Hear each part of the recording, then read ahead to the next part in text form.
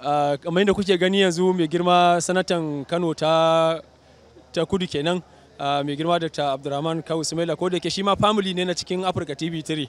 To barka da zuwa wannan gida, barka da shigowa wannan taro. Ba mu san me zaka ce dangane da shekara 12 nan ba mai girma sanata, dangane da yada shirye-shirye na Africa TV3 da kuma irin abubuwan da suke gabatarwa. To a'udhu billahi minash shaitanir rajim, bismillahir rahmanir rahim, wa bi nasta'in.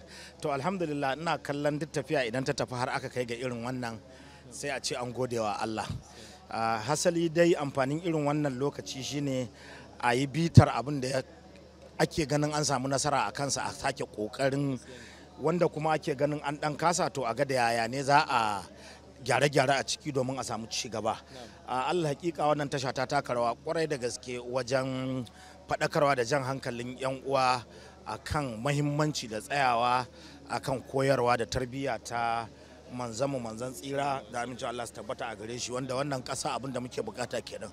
Mun jarraba komai ya yiwuwa, to wannan irin da'awa da wannan irin kafofin yada labarai suke yi, ina ga shine ya fiye mana yanzu alkhairi mu ɗabbaka su. A ƙarshe kuma wato wannan lokaci da muka zo aka haɗu da jarrabawa irin ta wannan social media wanda globalization ya kawo.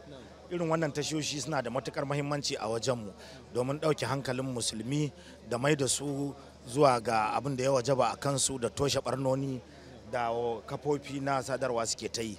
Muna taya ta munna, muna taya al'ummar musulmi munna. Allah ya taimake mu, Allah ya iya wanda duk suka asasa wannan al'amari, Allah ya karfafe su. Muna godiya da mai girma sanata, barka da shigowa.